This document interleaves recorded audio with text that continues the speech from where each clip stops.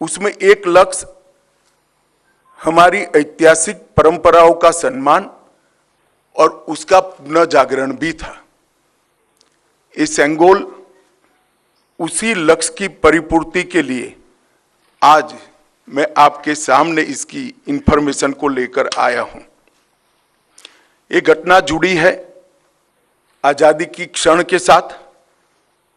14 अगस्त 1947 की रात को एक बहुत महत्वपूर्ण ऐतिहासिक और अनोखी घटना ने आकार लिया था, जिसकी 75 साल के बाद आज देश के अधिकांश नागरिकों को जानकारी नहीं है। यह सेंगोल जो अभी आपने स्क्रीन पर देखा था, उसने हमारे इतिहास में एक अहम भूमिका निभाई है और ये सेंगोल अंग्रेजों से भारतीयों के साथ सत्ता के हस्तांतरण का एक प्रतीक बना था।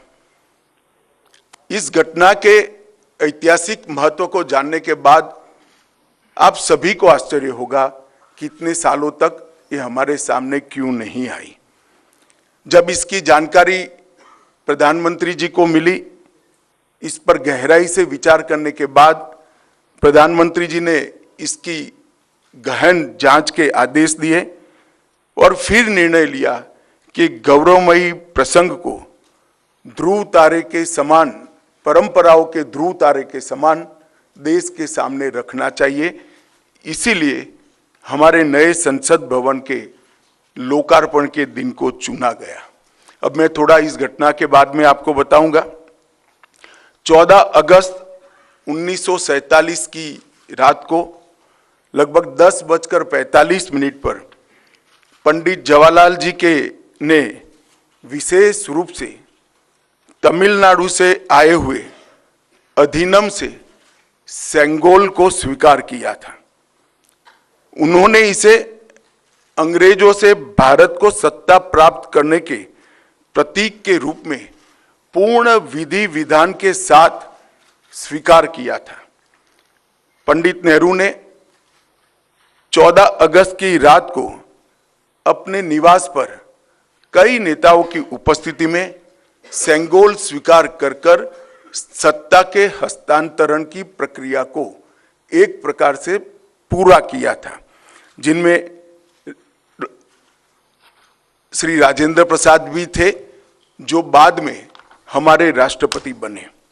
ये घटना क्यों और कैसे हुई, हम सब जानते हैं कि सन 47 में भारत को आजादी देने का जब निर्णय हुआ, तब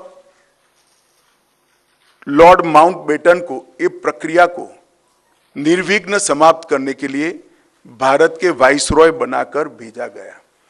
जब ये प्रक्रिया करने का समय आया, तब लॉर्ड माउंटबेटन क्योंकि इंग्लैंड से आते थे, इनको हमारी सांस्कृतिक और पारंपरिक व्यवस्थाओं की जानकारी नहीं थी।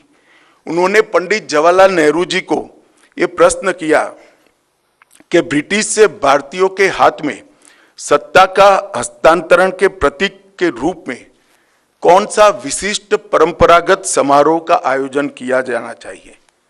पंडित जी भी कंफ्यूज थे। उन्होंने थोड़ा समय मांगा और कहा कि मैं साथियों से चर्चा कर आपको इसके बारे में जानकारी दूंगा।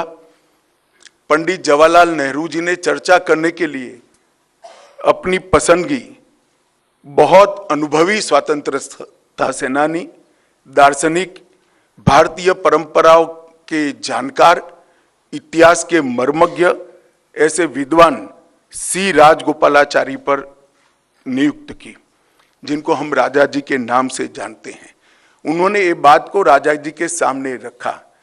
राजा जी ने अनेक पुराने ग्रंथों का अभ्यास कर, अनेक प्रक्रियाओं को स्टडी कर साम्राज्यों के समय में सत्ता के हस्तांतरण की प्रक्रिया का एक सटीक इतिहास रेखांकित कर इस सेंगोल की प्रक्रिया को चिन्हित किया और पंडित नेहरू को बताया कि हमारे यहाँ हमारी परंपरा में इस सेंगोल के माध्यम से सत्ता के हस्तांतरण की प्रक्रिया को अधिकृत किया गया है और इस प्रकार ये प्रक्रिया तय हुई और पंडित नेहरू ने पवित्र सेंगोल को तमिलनाडु के अधिनियम से स्वीकार कर अंग्रेजों से भारतीयों के हाथ में सत्ता के हस्तांतरण को आकार दिया। वही क्षण था जब पंडित नेहरू ने सेंगोल को स्वीकार किया, जब हम जिसको स्वतंत्रता कहते हैं इसका सटीक स्थान था। इस अनुष्ठान का उद्देश्य इस तथ्य का स्वीकारीकरण है कि भारत में विदेशी शासन भारत के लोगों के पास एक ऐसी आध्यात्मिक प्रक्रिया से आई जो प्राचीन और भारत की सुदृढ़ परंपरा है। पंडित नेहरू ने इस अनुष्ठान के संपादन के लिए दक्षिण के मठाधिपति को स्वीकार कर आगे चले, जिससे पता चलता है कि उनका उद्देश्य भारत की भावात्मक एकता और आध्यात्मिक एकीकरण का था।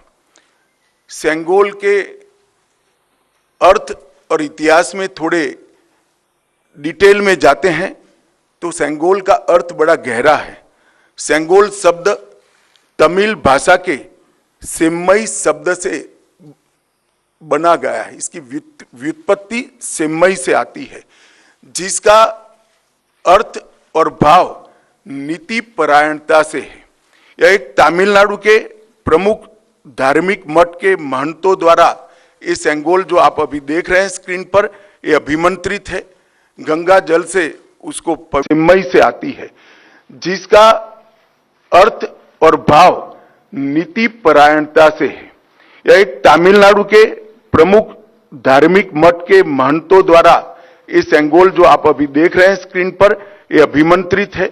गंगा जल से उसको पवित्र किया गया है। इस पर पवित्र नंदी अपना अटल। गृहमंत्री अमित शहा बोलत होते। मोदींच्या हस्तेच नवीन संसद भवनाचं उद्घाटन होणार असं अमित शहा यांनी स्पष्ट केलं आहे। नवीन संसद भवनाचं उद्घाटन हे 28 मे रोजी होणार आहे। यावरून वाद सुरू आहे। 19 पक्षांचा या उद्घाटनाला विरोध आहे। मोदींच्या हस्ते उद्घाटन होणार आहे, त्याला विरोधी पक्षांचा विरोध आहे। तरीही या संसद भवनाचं उद्घाटन हे मोदीच करणार असल्याचं अमित शहांनी स्पष्ट केलंय।